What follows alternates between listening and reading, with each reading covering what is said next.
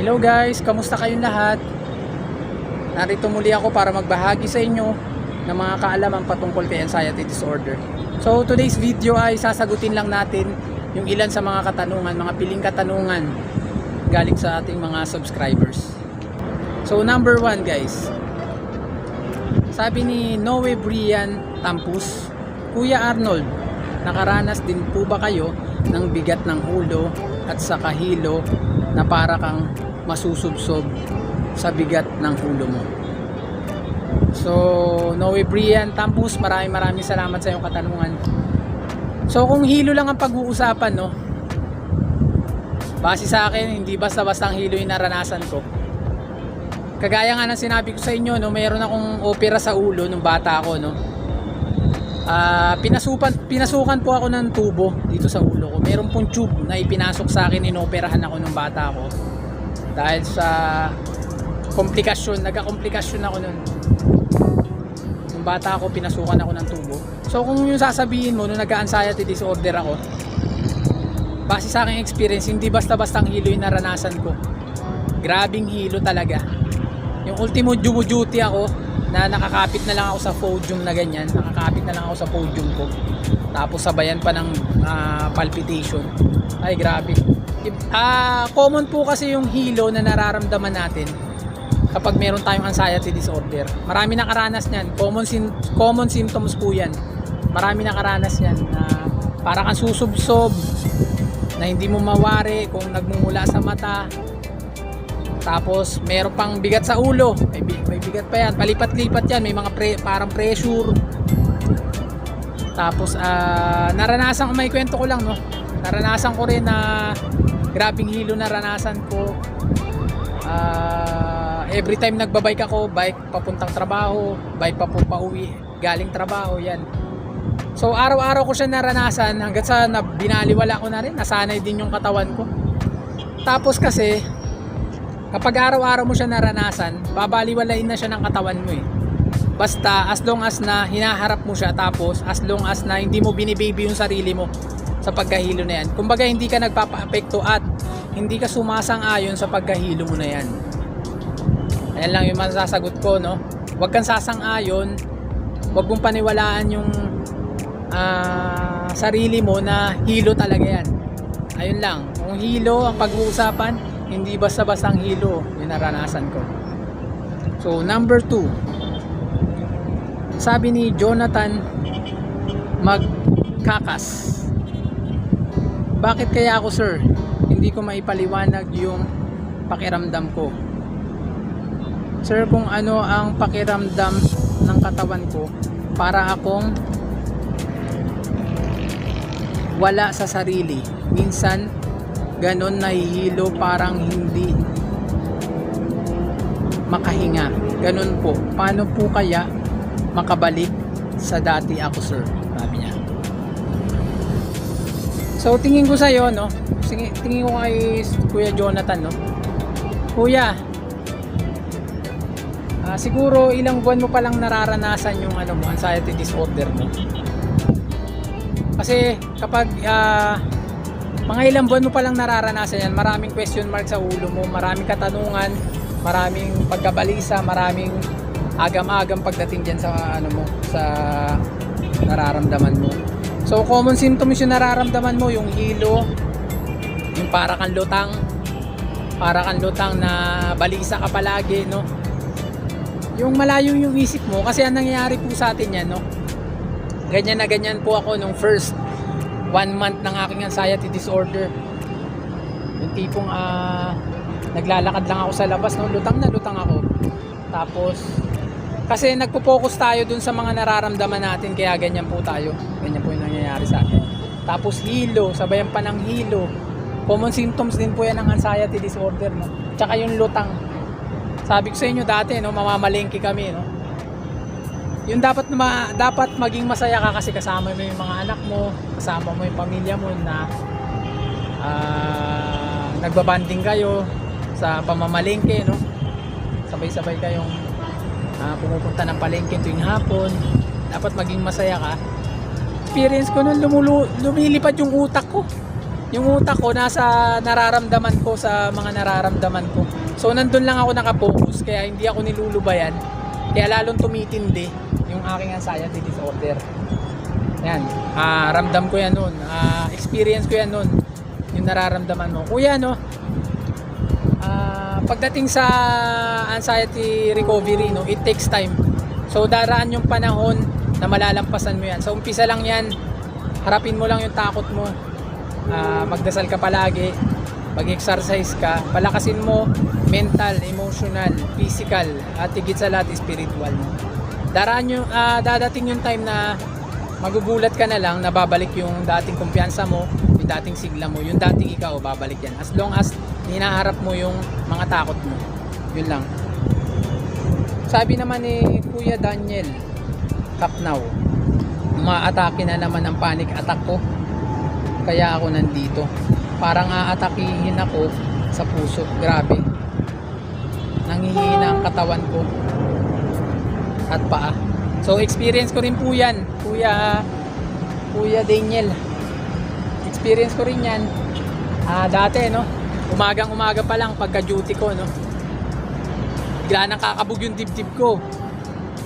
Kasunod na nun, yung ang ganda-ganda ng mood mo sa umaga, no, tapos bigla na lang pipitik si anxiety disorder, pipitik siya. Tapos bigla ka man lalambot, mangangatong yung tuhod mo. As in, nanghihina ka talaga ng lalambot na parang feel mo nun lobat na lobat ka. Tapos sabay-sabay na yun, pati hilo. Kasi ninervyos ka na eh. Hilo, panlalambot. Yung parang manlalata ka. Pero, ang nangyari sa akin nun, maya naman, kapag lumipas na siya, bumabalik din naman ako sa dati. Bumabalik din naman yung lakas ko. Hindi siya totally na manglihina ka buong maghapon. Ganun ako eh. Kumbaga talagang hindi ako sumasang-ayon na na sa buong maghapon ganun. Kumbaga talagang nilalaksan ko lang yung loob ko para hindi siya hindi ganun yung maramdaman ko sa buong maghapon. As long as nirenervyos kasi tayo, as long as na sumang-ayon tayo sa mga nararamdaman natin, dun kasi umaatake yung panic attack. Panic attack kasi pinagmumulan yan takot. Takot ka, no? Kasi na-experience mo yung panic attack na pangit sa pakiramdam. So nagpaparamdam siya ng sintomas. Ngayon sasang-ayunan mo yun, dun na naman umaatake yung panic attack mo. Hindi siya nawawala sa isipan mo. Hindi siya nawawala sa isipan mo, yun yung pumapasok sa isipan mo. Kaya hindi ka nilulubayan ni panic attack. Tapos hindi mo pa pinapalakas yung sarili mo. Nakakulong ka lang siguro sa bahay nyo. Dapat pinapalakas nyo yung sarili nyo. Physical, mental, emotional, spiritual. Yan yung mga sangkap talaga sa pag-overcome dyan. Ako nun, mga 1.5 months hindi na ako nagpa-panic attack. Pero nandun pa rin yung nervyos, yung takot. Pero wala na, hindi ko na na-experience yung panic attack kasi hindi ko na siya sinang-ayunan. Hindi ko na sinang-ayunan yung nararamdaman ko. Ginawan ko siya ng paraan para ma-overcome ko yun. Nilunod ko yung sarili ko sa ehersisyo, kumain ako ng masusustansya. Hindi ko muna pinilit yung hindi ko pinilit yung sarili ko sa hindi ko siya pinusya. Talagang unti-unti ko lang iniahon yung sarili ko. So yun lang, no. Common yung mga nararamdaman natin ganyan. Sabi naman ni Jenny Mark Magsayo, ako po kuya, feeling ko lagi hinihingal na hingal ako, pero normal naman ang paghinga ko, ang hirap. Again, yung hirap sa paghinga, symptom siya, di ba? Symptom siya. Ngayon nagparamdam siya sa'yo, tapos sumang-ayon ka. Kaya yun yung nararamdaman ng katawan mo. Ako na overcome ko yung aking hingal na ganyan. Kasi dati aakyat lang ako ng hagdan. Talagang napaniwala akong hinihingal na ako no. Na-overcome ko yan talaga sa pamamagitan ng pagbibisikleta. Talagang kahit nahingal na ako, ay sige lang. Minsan mararamdaman ko na parang sisikip yung dibdib ko, lagi tumatatak agad sa isipan ko na ay, ang haba-haba nga ng binabike ko. Hindi ako hinihingal eh. Hindi naninikip yung dibdib ko. So ano lang ito, scam lang ito ni anxiety disorder. Kapag nagkaroon kasi kayo ng knowledge na ganyan, no, na pumapasok agad sa isipan nyo kapag nagparamdam ng sintomas kagaya ng hirap sa paghinga, no, kapag tinatak nyo agad sa isipan nyo na scam lang ito ni anxiety disorder, pinaniwala mo yung sarili mo na ganyan, hindi siya tutuloy eh. Hindi tutuloy yung ano mo, hirap sa paghinga. Ganyan po yan. Kapag pinaniwala mo yung sarili mo na scam lang siya ni anxiety disorder, yung hingal na yan at hirap sa paghinga, kapag napaniwala mo yung sarili mo niyan, hindi tutuloy yan. Pero kapag napaniwala mo yung sarili mo na eto na naman siya, nagpadaig ka na naman sa takot, sumang-ayon ka na naman sa hirap sa paghinga, may experience mo siya. Again, sabi ko sa inyo it's all about mind. Lahat yan, it's all about mind. Lahat yan is scam, panlilinlang, pananakot ng anxiety disorder. Kaya sana magkaroon tayo ng huwag tayong palinlang sa kanya, no? Huwag tayong palilinlang. Maging mas matalino tayo sa kanya. Sir, lagi din ba masakit batok, balikat, leeg at dibdib mo? Opo, na-experience ko rin po yan. Yung dati, nung nag-panic attack ako, merong parang ugat na sa likod ko na masakit. Nag-panic attack ako nun sa loob ng ng bus. May isang mahapding ugat na na masakit sa bandang likuran ko na dumating sa point na namanhid na yung likod ko, na hindi ko na siya nararamdaman. Basta may isang sumakit sa akin sa likod ko na ugat na yon.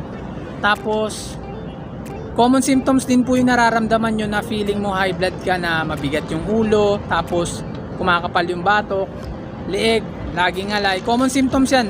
Wag mong iisipin na may malubha kang sakit. Common symptoms yan ni anxiety disorder. Kasi the more na iniisip mo na may malubha kang sakit, lalong lumalala, lalong bubibigat yung mga pakiramdam natin. Lagi mo lang paniwalaan yung sarili mo na malakas ka. Lahat ng yan panlilinlang lang ng anxiety disorder, pang-i-scam niya lang lahat yan. Paniwalaan mo yung sarili mo niyan. So wag kang sasang-ayon yan. Common symptoms po yung nararamdaman mo. Experience ko po yan. Yung bigat sa ulo, tapos parang may pressure, bigat sa batok, tapos lagi kang alay, parang alay. Wag kang nenervyusin po, no? Wag kang nenervyusin. Common symptoms po yan. Naramdaman ko rin po yan dati. Na-experience ko rin po yan dati. Last but not the least, sabi ni John Kabakungan, di ako makatulog sir palagi, kaya binigyan nila ako ng pampatulog. Ano ba ang ginagawa mo sir pag di ka makatulog? So yung hirap naman sa pagtulog, guys, yung hirap sa pagtulog, naramdaman ko siya nung siguro mga first one week ng aking anxiety disorder, yung hirap sa pagtulog. Naramdaman ko yan kasi kaya ang nagiging dahilan kasi, isip kasi tayo ng isip, kaya nahihirapan mag-relax yung isipan natin. Hindi tayo nakakatulog. Yung tipong itutulog mo na lang, isip pa rin ang isip. Di ba kapag marami tayong iniisip, hirap naman talaga tayo makatulog. So unang-una mong gagawin talaga, i-relax mo yung isipan mo. Kaso napakahirap i-relax ng isipan, lalo na kapag dinidibdib mo yung sakit mo. Experience ko yan yung dinidibdib mo yung sakit mo. Yun yung nagraraning talaga sa sa puso't isipan mo. Yung tipong magpapahinga ka na lang, andar pa ng andar yung utak mo. Yun yung dahilan kung bakit nahihirapan tayo matulog. So ang ginawa ko nun, talagang sinuko kay Lord. Umiyak ako. Iniyak ko kay Lord yung lahat, no. Gabi-gabi ako nagdadasal, Lord, bigyan niyo po ako ng masarap na tulog ngayong gabing ito. Ipayapa mo ang aking puso't isipan, Lord. Ayun lang ginawa ko. Talagang nagdasal ako, napaka-powerful ng pagdarasal, taos pusong pagdarasal. Lord, bigyan niyo po ng katahimikan ang aking puso't isipan. Bigyan niyo po ako ng sapat na pahinga, masarap na pahinga ngayong gabing ito. Yun lang, yun yung lagi kong dinarasal nun. Nakakatulog naman ako. So, yun lang, lagi kang magdarasal ng taos puso.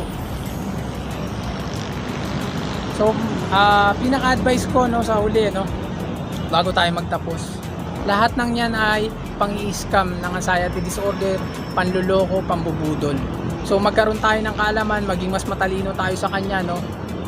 Huwag siya yung huwag siya yung magdikta ng ating mga nararamdaman. Huwag kang sumang-ayon sa mga nararamdaman o huwag kang sumang-ayon sa mga pinapadalang sintomas ng anxiety disorder. Lahat ng yan pang-i-scam. Palakasin mo yung sarili mo, physical, mental, emotional, higit sa lahat spiritual. Palakasin mo yung sarili mo nang sa ganun hindi ka natatalo ng anxiety disorder na yan, at patuloy kang lumayat, gumaling sa iyong anxiety disorder. Maraming salamat guys. Pauwi na tayo, gabi na. See you on my next video. Salamat. Utang yung nagbigay sa akin ng halaga. Salamat sa'yo dahil sa'yo nagawa ko. Salamat sa'yo lahat ng takot minalaw. Minsan din akong pinadapa ng anxiety disorder nito.